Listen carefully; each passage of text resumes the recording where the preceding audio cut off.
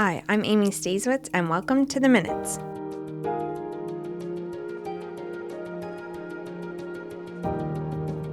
Thanks for listening today. It's great to have you along on The Minutes this week. This is the City of Thunder Bay podcast. The Minutes takes a look at what happened at City Council and Standing Committee meetings. But this week, we have a special edition of the show, where we'll be chatting about the city's emergency management program. You can find The Minutes wherever you get your podcasts, including our YouTube channel and our website, thunderbay.ca/theminutes. If you want to keep your finger on the pulse of what's happening at City Hall, hit that subscribe button.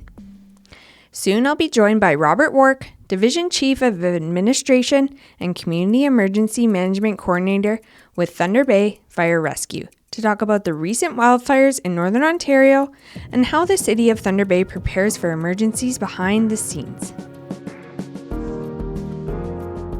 I'm here in the Minute studio with Robert Wark, Division Chief of Administration and Community Emergency Management Coordinator with Thunder Bay Fire Rescue, to discuss the city's emergency management program, what happens behind the scenes during emergencies, and how residents can be prepared. Hi, Robert. Thanks for stopping by. How are you? Good. I'm sure, life has been a little hectic for you. It's been a busy few weeks for sure. Yeah, for sure. But you're doing great work. So, so for listeners who may not know you, can you tell us a little bit about your role with Thunder Bay Fire Rescue? Sure. So as you said in the title, my title is Division Chief of Administration and Community Emergency Management Coordinator. So you could think of my job as two jobs. I'm responsible for the running or assistance in running all of the halls and the training center for Thunder Bay Fire Rescue, taking care of things like personal protective equipment, helmets, mitts, gloves, bunker gear for the firefighters, making sure that the trucks are stocked with certain items. That's kind of half my job. And then the other part of my job is the Community Emergency Management Coordinator, which is, for lack of a better term, simplified, it's the liaison to the province. So I interface with the province on any issues that are hitting our community or maybe our surrounding neighbors to the north, or our direct neighbors like the townships in and around Thunder Bay. Yeah. So, and that coordination or that liaison position allows me to bring information from the province to our senior management, our senior leadership inside the fire department and inside all of the City of Thunder Bay. And then also any information that they want sent back, I'm kind of become the go-between for that. Okay. So. Yeah. And your role, like you work with the province, probably every large city has. Correct. Yeah. Every community, so the exact wording for it, I think is like all communities are required by law to have a community emergency management coordinator. Oh, okay. Now, what happens in smaller communities, even medium-sized communities, is they're often doing more than one thing. Yeah. They don't dedicate all of their time to that. Right. Bigger centers like ours typically start to look at a permanent full-time position. Yeah. Why? Because it starts to become all-encompassing, right? Yeah. We have a lot of employees. We have a lot of population in Thunder Bay. So you start thinking about the bigger picture on a lot of different things. Right. Makes sense. Okay. So July was especially active for wildfires across Northern Ontario, and some are still happening. And while Thunder Bay hasn't been under any immediate threat, what was happening behind the scenes from an emergency management perspective? So there's obviously a lot of news that everybody's got to see. It went national. It eventually ended up going international. We had some big fires. We registered 2 fires emerging and becoming the largest wildfire that we've had on record since records were kept in Ontario. And I don't have the exact number, but it was roughly around 380,000 hectares. Quite a significant large fire. That had a pretty significant impact on a lot of our, we'll say, close neighboring Indigenous communities and also some incorporated townships. Yeah. So this impacted Collins, White Sand First Nation, Gull Bay. Thunder Bay was impacted because their initial responses to come to Thunder Bay. Right. Armstrong was hit. And then shortly after that, a lot of, we'll say, fly-in or remote reservations were impacted, and then there was a push to have them come out as well. Yeah. So, a lot of moving parts. Absolutely. Yeah, and have to act fast, obviously. Okay, so how closely are you and your team monitoring wildfire activity in the region? like right now, and what does that process look like? So we do daily updates with the MNR. Yeah. We typically get information from them periodically when things are increasing. We're watching it a lot more closely than every day, Yeah. but certainly not every minute. Yeah. When things get significantly bad, which was about 2 weeks ago, we stood up our Emergency Operations Center, or EOC, partially to practice some of the skills that we use when an emergency happens, but also to actually formalize the process as we went through the emergency.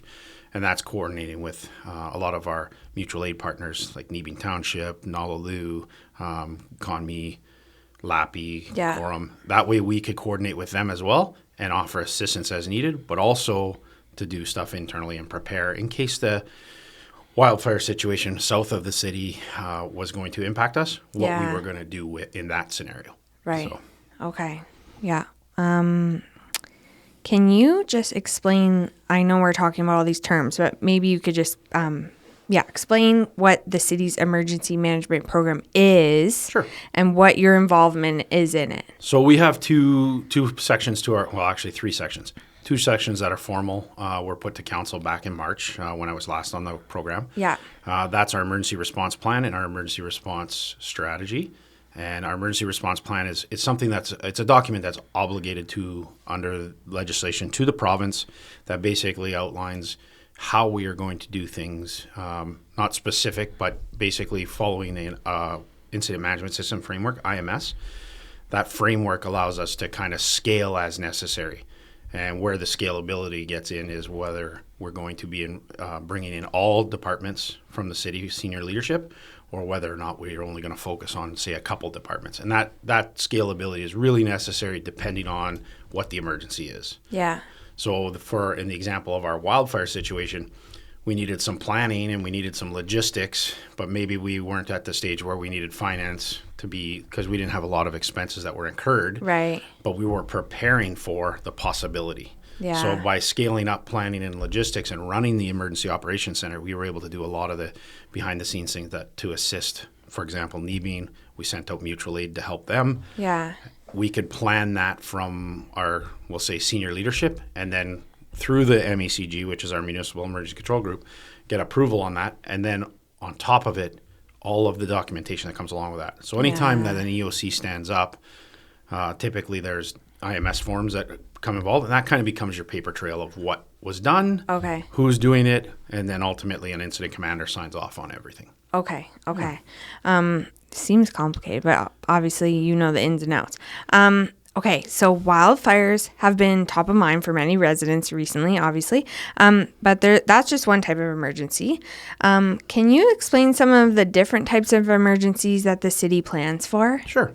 So typically you think of a HIRA, so that's your hazard incident risk assessment. Yeah. So you determine from your local community what things are going to cause issues for, say, the community, continuity of government, or for individual neighborhoods if something were to happen.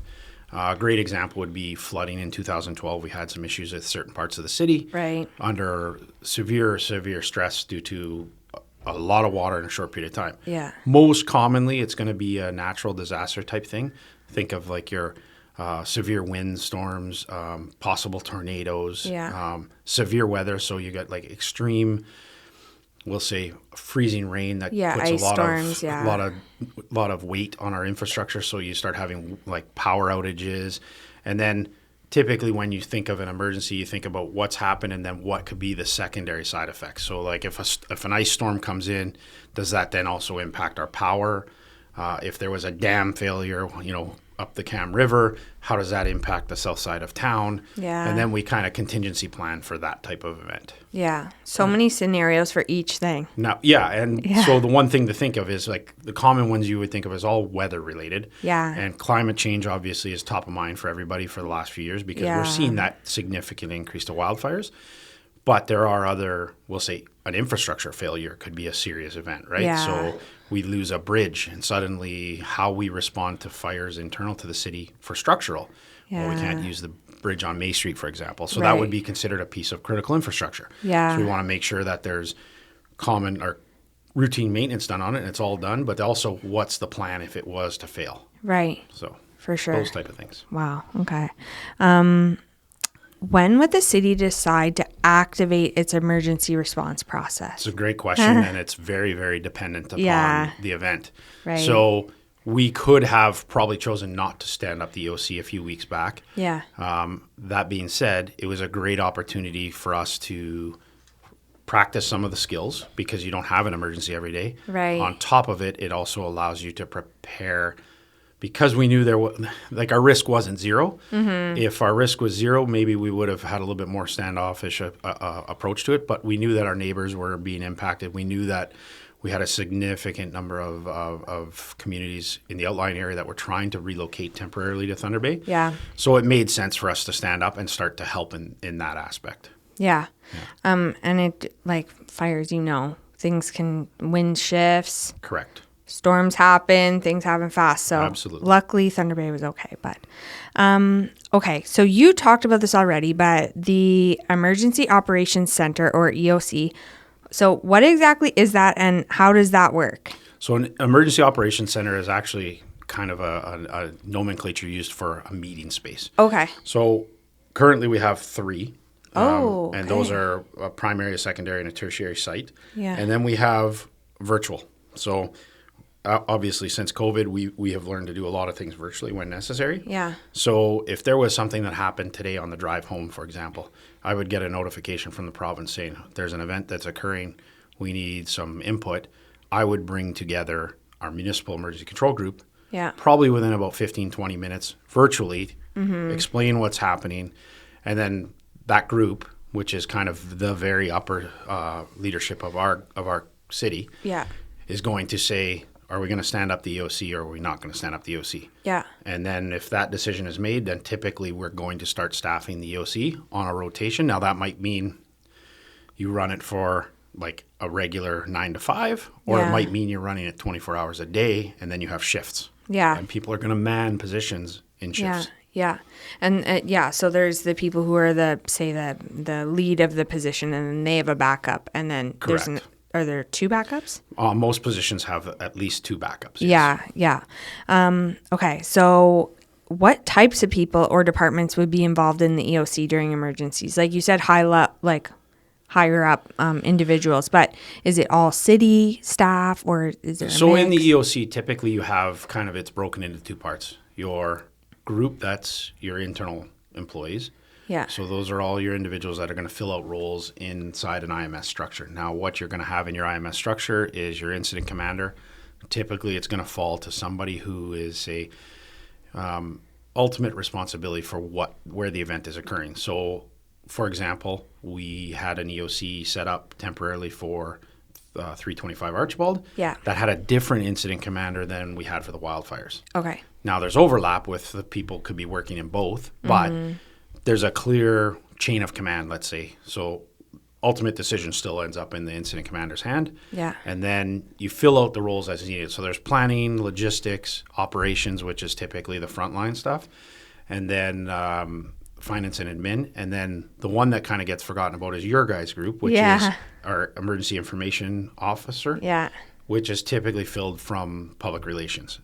And there's a really good reason for that is public messaging is very difficult to, we'll say, appropriately word. Yeah. And it's very hard when, we'll say, erroneous information, or I don't necessarily want to say misinformation or disinformation, because that's usually kind of nefarious. Sometimes information gets out, it's just wrong, but it comes from a trusted source. Yeah. It's very hard to correct the record after the fact. Yes. So. And you don't want to cause panic. Correct. Like, it's all about the wording. Yeah. Yeah. Anyways, just coming from a comms perspective. Yes. Okay, so what does a typical day look like inside the EOC? You said like it could be 9 to 5 or 24 hours, but is it just like it's a big meeting room? People are kind of working there, and so when you arrive, you typically are assigned. Now typically each person knows the people who are on the EOC know that they're on the EOC. Yeah. And they know kind of where they belong: planning, logistics, finance, and admin. So we pull from our departments. Like planning will have some individuals from the fire department, but we will also have a lot of people from, say, infrastructure and operations. Yeah. People who kind of understand the infrastructure, not just of the fire department, but the entire city. Right. And then there's that perspective from the different departments that is found in that group. Planning is a big section. This past one, we had 4 running simultaneously. And we basically created like a little breakout room for them off in the corner. And they were able to do their spot. But typically, you're coming back together as a full group. So that would be all of the structure. Yeah. Many times throughout your shift. Now, the incident commander will determine basically when he first gets his briefing. So that could be from me if it's something from the province, or it could be from someone locally. Yeah. To understand what's happening, and then that'll determine your operational cycle, which might be an 8-hour shift, could be a 2-hour shift, could be a 12-hour shift, and then they will determine based on there where or how they're going to staff. Are they going to staff it 24 hours a day? So a super massive event clearly would go 24 hours a day, 7 days a week until it was averted. Okay. And then that's where you start seeing the primary, secondary, and tertiary employees in those groups standing up and rotating through. Yeah. Yeah. Wow. Lots of moving parts there. Lots of moving parts. Absolutely. Yeah. Okay. So what are some of the biggest challenges when coordinating a response during a large scale or small scale emergency? So I would say communications is the most difficult part. One of the changes that's been made for us recently is to more formally, not just in the fire department, but from the city, is to kind of coordinate everything through public communications. Yeah. Why? Because that's your guys' skill set, and you have a way of wording things that, one, we don't want to draw panic unnecessarily. Yeah. Doesn't mean there isn't times to say, like, we have to move, but avoiding panic when we can, but keeping people informed, and then creating an environment where everybody that's out there knows where they can get their trusted information. Right. In today's day and age, as a comms person, you're 100% aware that you can't stay ahead of social media. You can't stay ahead of the rumors that start spreading and quickly become the narrative of what's happening. Yeah. So good public messaging is very, very important to put people at ease, but also to drive the next cycle so people will know where they're going to get appropriate information as opposed to looking to social media. Yeah, and often, like I know in this recent media releases, we would put credible links to check like specific maps. Yep.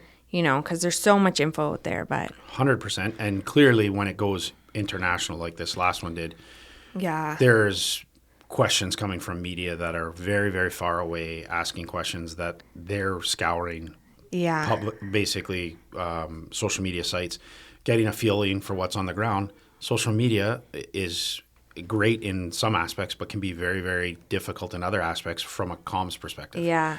Because a narrative can start to take foot that isn't really what's happening. Yeah. And probably our greatest example of that would be the gardens, which were set up for congregate setting. Yes. Which a bunch of people thought were being used, but it was never intended for that. It was intended as a fail-safe to the hub at the airport, which would have then said if there was a mechanical failure, people wouldn't be lost in transit for 24 hours. Right. They'd have a place for that night. Yeah. But it was never intended to be a spot where someone was going to be spending like multiple nights in a row. Yeah. Unnecessarily.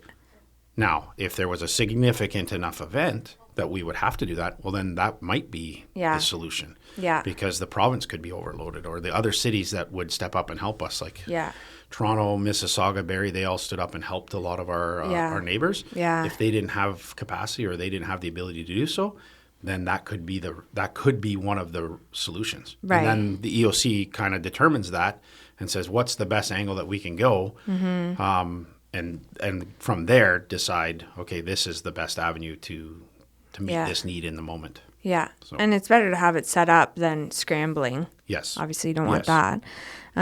Okay, we talked about this a bit, but what is the city's emergency response plan and why is it such an important document? So our emergency response plan is a document that's built around the idea of scalability. Yeah. So a small event may only require maybe 2 people to meet together, or maybe they meet virtually. They're able to handle it, Yeah. and we move on. A bigger event might require more bodies. So the easiest way to think of it is kind of, I always thought of it kind of through my schooling as stages. The first stage is most of the intact positions, so police, fire, EMS, are able to handle a majority of any of the events that occur around the city. Yeah. And that's just a regular call volume. So police, there's a call for service, police are able to go and deal with it. When it exceeds their ability to meet the need, then it goes to the kind of that next level. So that starts involving me, starts involving maybe senior leadership in the city.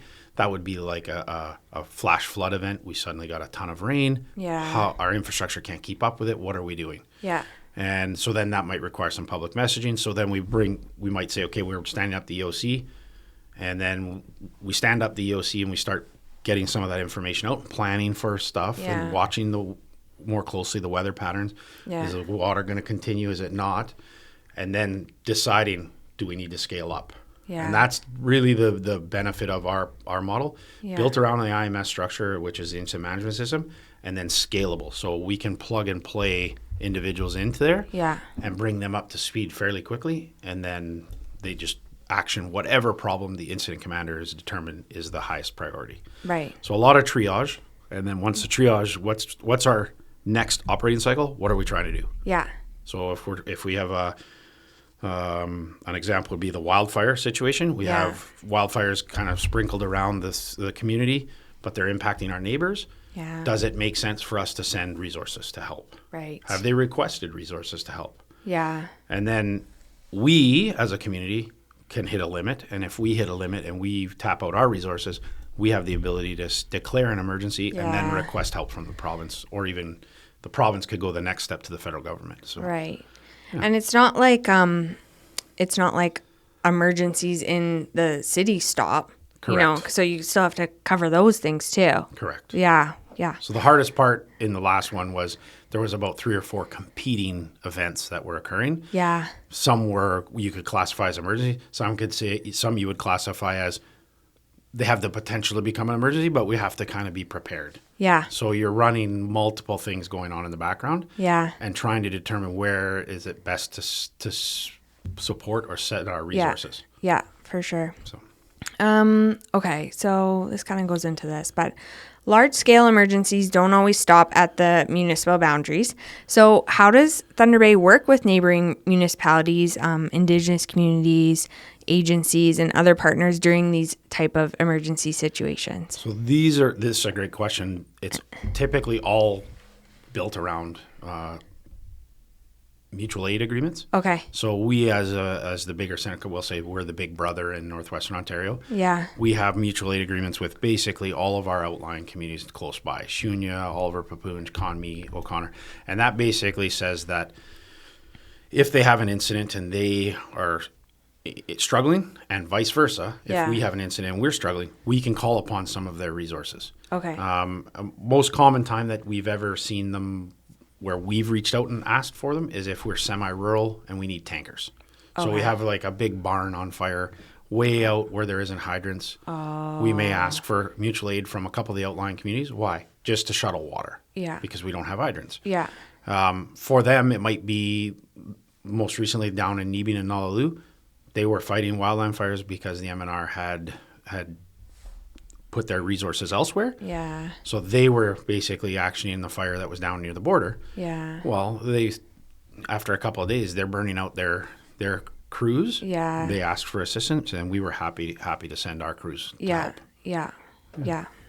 We got to all stick together. Now, from the provincial level, we have agreements with certain things internally to the city, like our hazmat team is considered a provincial team, so that would be a memorandum of understanding with the province that we provide that service for a certain area, and the province could call on us to say we need help in this situation. And then our chief would make a decision, or with the MECG if it needed to. Yeah. Do we have the ability in this time to dedicate those resources, or are we tied up with an emergency on our own doorstep? Yeah. And sometimes that's a hard question to answer because ultimately, our service area first is Thunder Bay, Yeah. right? So it's kind of Yeah. like, we'll help here, and then if there's something going on, that's where our primary focus needs to remain. Yeah. But if we don't have anything to primarily focus on locally, and we know that our outlying neighbors are struggling, Yeah. that's when we can start to say, okay, well, we have the capacity to assist. Right. So Lots to juggle. it is. Okay, well, so much great information. That's a wrap for today. A big thanks to you for helping our community and residents stay safe, and thanks for taking the time to chat with me today. No problem. I appreciate you having me on. That's it for this week's episode of The Minutes. A big thank you to Robert Wark from Thunder Bay Fire Rescue for joining me. You can catch The Minutes every week wherever you get your podcasts, on our YouTube channel or on our website, thunderbay.ca/The Minutes. If you haven't already, hit that subscribe button so you never miss an update. I'm Amy. Thanks again for listening to The Minutes, and have a great day.